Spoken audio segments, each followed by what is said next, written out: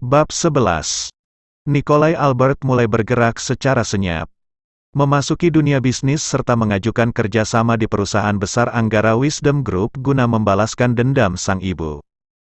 Mengeruk habis semua harta kekayaan yang dimiliki Rudy Anggara secara halus. Dibantu oleh kakeknya bos dari segala bos di dunia hitam.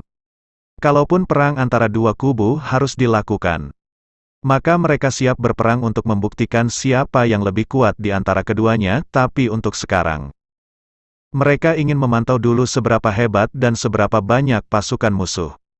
Kembali ke kediaman Tuan Muda Rido Prasetya Anggara. Wanita yang menyandang gelar istri tak dianggap sedang memeriksa stok bahan makanan yang hampir habis. Ia berencana untuk membelinya sendiri ke pasar. Itulah Asma, wanita bercadar dengan segala kesederhanaan yang ia miliki. Tak peduli suaminya memiliki uang tak bernomor seri. Rumah mewah bak sebuah istana di negeri dongeng, pengusaha di berbagai bidang. Membuatnya bersyukur atas apa yang Allah beri. Tak ingin merasa sombong atas apa yang ia miliki. Asma malah bersikap rendah diri, ingat semua adalah titipan dari Allah yang tidak tahu kapan akan diambil kembali. Nyonya tidak usah pergi ke pasar, biar saya saja ya. Bibi khawatir orang-orang akan berbicara buruk kepada Nyonya seperti kemarin. Tawar Bi Imah disambut Asma dengan senyuman. Jangan Bi, Bibi kan sedang sakit, jadi biarkan aku yang belanja. Masalah perkataan orang mengenai diriku, aku mohon jangan terlalu dipikirkan, Allah lebih tahu seperti apa aku Bi. Asma menolak tawaran Bi Imah dengan lemah lembut. Tapi Nyonya, Bi Imah berdiam sejenak. Tapi kenapa Bi? Asma mengernyitkan keningnya. Kalau ada yang berkata buruk ke Nyonya bagaimana? Bibi terlihat khawatir dengan Nyonya mudanya. Bi kan sudah aku bilang, aku tidak apa-apa. Jadi santai saja ya, aku punya Allah dan Allah selalu bersamaku, menguatkanku, menjagaku dimanapun aku berada. Asma memegang pundak Bi Imah, tersenyum dan berlalu membawa keranjang belanja menuju pasar tradisional. Bayangan Nyonya Asma perlahan menghilang di tembok dapur. Bi Imah mengelus dadanya perlahan. Ya Allah kuatkan Nyonya Asma, beliau adalah wanita yang sabar, wanita yang baik, dan hamba adalah saksinya. Bi Imah menghela nafasnya pelan.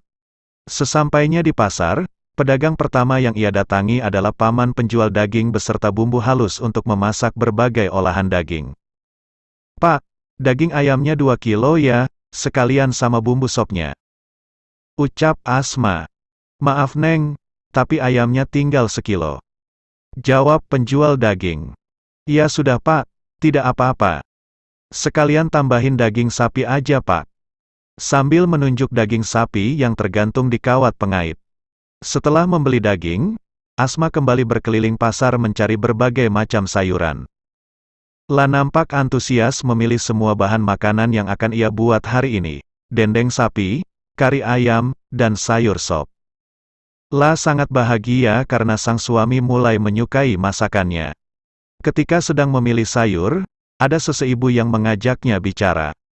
Masak apa Neng? Tanya seorang ibu di sampingnya. Masak dendeng, kari ayam, dan sayur sop Bu. Jawab Asma sopan sambil tersenyum. Wah banyak banget masaknya. Ibu di depannya ikut menimbrung pembicaraan mereka.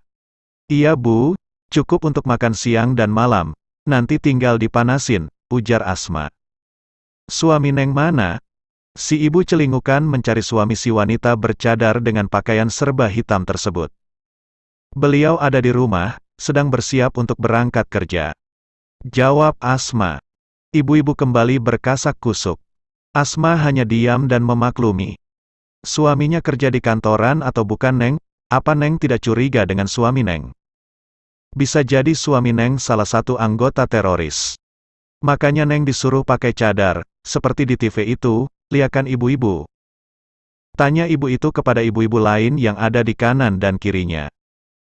Mereka semua mengangguk. Betul itu Jeng, seperti di TV, semua istri-istri teroris kebanyakan memakai cadar. Kalau aku sih amit-amit kalau harus tetanggaan sama model beginian. Kata ibu yang lain sambil memandang rendah serta mencibir kepada Asma. Hati-hati ya Neng, suami istri itu harus saling menasehati, saling mengingatkan. Ibu yang lain menimpali dengan gaya menceramahi. Asma terdiam. Kenapa suamiku yang dibawa-bawa? Asma memejamkan mata sejenak, menahan gejolak emosi yang memenuhi relung hati. Bagaimanapun, ia hanyalah manusia biasa, wanita akhir zaman yang memiliki kehilafan. Bu, sebenarnya sebelum kami menikah, saya sudah memakai cadar dan pakaian tertutup ini. Justru suami saya menyuruh untuk membukanya, tapi karena ini adalah prinsip saya, jadi saya menolak. Jangan salahkan suami saya atas pakaian yang saya kenakan. Dan satu lagi, saya dan suami saya bukan teroris. Saya ibu rumah tangga biasa, dan suami saya seorang pekerja kantoran di sebuah perusahaan besar. Asma mencoba menjelaskan, tanpa memberitahu bahwa sang suami adalah orang terkaya di negara ini. Ia tidak ingin sifat sombong menguasai hatinya. Asma segera berlalu meninggalkan ibu-ibu yang sedang bergosip itu. La merasa jengah jika harus berlama-lama berada di kerumunan ibu-ibu yang tidak memiliki hati nurani dalam berucap. Asma menghela nafas panjang, ia sadar ketika ia sedang berhijrah dan mencoba istiqomah begitu banyak ujian yang menimpanya. Tapi Asma tidak peduli dengan semua itu. Karena yang ia cari adalah ridho Allah bukan ridho dari manusia. La bertanya dalam hatinya, apakah salah jika ia berhijrah? Mengenakan pakaian tertutup seperti ini.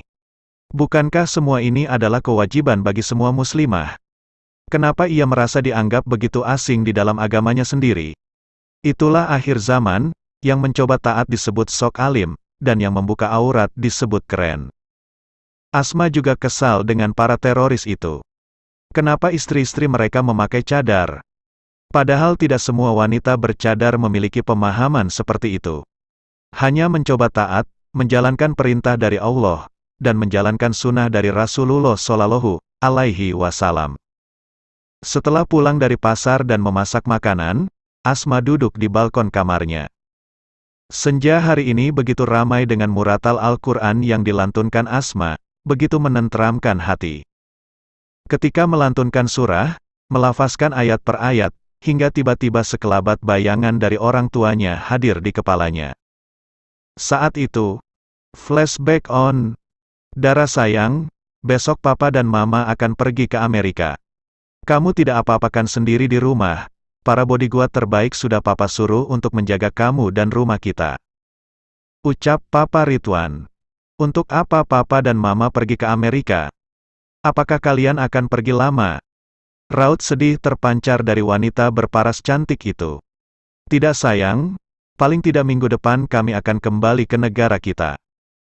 Papa ke sana karena ada pertemuan serta rapat penting dengan klien untuk memajukan dan membesarkan nama perusahaan kita. Sutanto Corporation, mama juga ikut untuk menemani papa di sana. Mama Devina menjelaskan sambil mengelus kepala putri sematawayangnya, penerus dari kerajaan bisnis Sutanto Corp. Keesokan harinya, papa dan mama Asma berangkat ke Amerika menggunakan jet pribadi milik mereka. Asma yang kesepian pun menyuruh sahabatnya untuk menginap di rumahnya. Risma, kamu sekarang ada di rumah atau tidak? Tanya Asma dari sambungan telepon. Aku ada di rumah, memangnya kenapa As? Jawab sahabat karibnya. Papa dan mamaku sedang pergi ke luar negeri, dan aku sendirian di rumah. Bisakah kau menemaniku untuk beberapa hari ke depan, sampai papa dan mamaku pulang? Kalau iya, maka aku akan menjemputmu sekarang. Ujar Asma, gembira. Baiklah, aku akan bersiap, jemput aku 1 jam lagi. Risma mematikan telepon dan segera bersiap. 1 jam kemudian, Mercedes-Benz putih milik pewaris tunggal Sutanto Corp melaju dengan anggun di jalanan, menuju rumah Risma sang sahabat. Setiap kali aku datang ke rumahmu, aku selalu terpesona dengan keindahan dan kemewahannya. Kamu sangat beruntung memiliki keluarga yang baik dan kaya wahai Tuan Putri.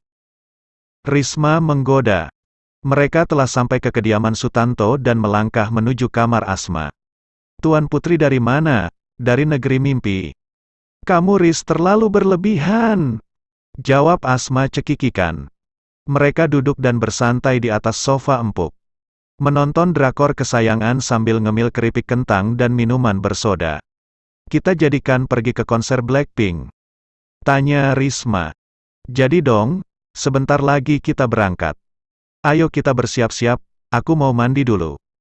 Jawab Asma penuh semangat. Memakai dress pendek di atas lutut berwarna peach tanpa lengan, membuat bahu mulus Asma terekspos jelas.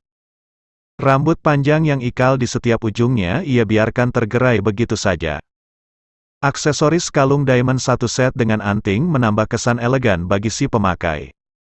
Dipoles make up natural membuat aura kecantikan seorang Asma Sutanto semakin terpancar. Tak lupa tas selempang mewah bermerek Gucci dan sepatu Puma Maize turut menyempurnakan penampilannya malam ini. Astaga, kamu cantik sekali Asma. Kalah saing aku denganmu, pantas aja banyak pria yang naksir denganmu. Tapi aku heran, kenapa kamu masih betah jadi jomblo hingga sekarang? Jangan lama-lama jomblonya, nanti karatan. Gelak Risma. Bercanda. Emang aku besi yang bisa karatan? Aku tidak tertarik untuk pacaran, aku nyaman dengan diriku sekarang, bebas tanpa ada aturan kecuali dari papa dan mamaku. Jawab Asma begitu ceria. Zaman sekarang tidak pacaran, apa kata dunia, ujar Risma. Aku tidak peduli apa kata dunia, yang penting aku bahagia tanpa beban, dan tak akan sakit hati bila putus cinta. Ucapnya dengan bangga. Mereka pun memasuki mobil dan melaju menuju gedung pertunjukan konser sang idola. Tak lupa dikawal oleh beberapa bodyguard dengan mengendarai jeep di belakang mereka. Asma, aku sudah putus dengan Rido. Risma mulai curhat. Asma terdiam.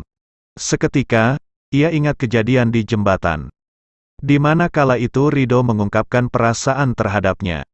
Padahal saat itu Rido masih sah menjadi kekasih Risma. Asma, kamu dengerin aku atau tidak sih?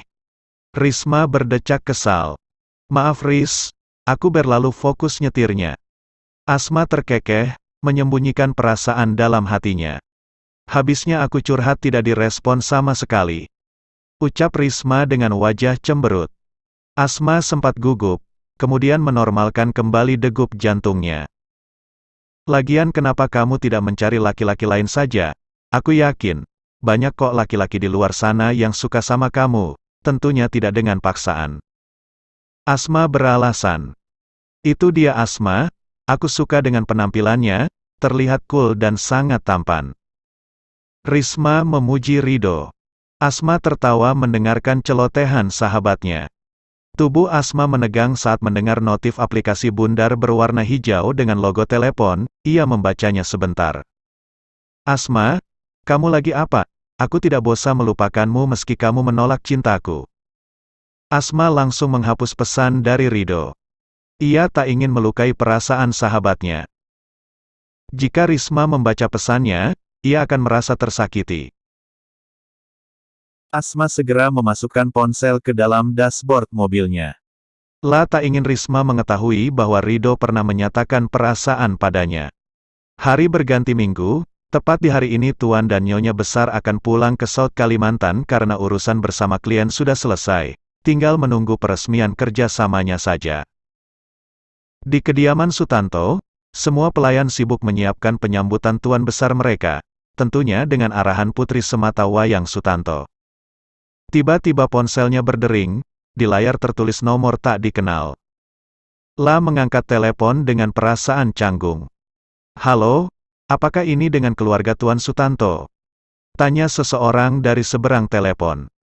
Iya benar Pak, saya anaknya, ada apa ya?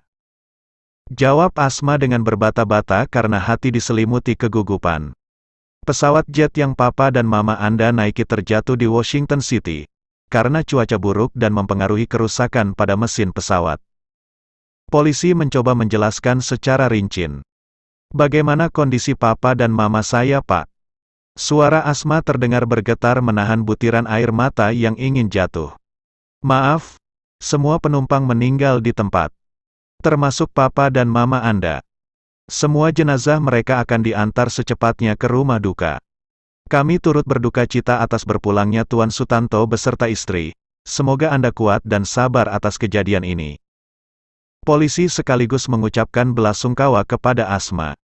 Asma terkejut dan lemas seketika, ponsel terlepas dari genggaman. Tubuhnya mulai lunglai dan terjatuh begitu saja. Semua urat dan sendi yang ada di tubuhnya seakan menjadi lemah tak berdaya. La menangis sejadi-jadinya.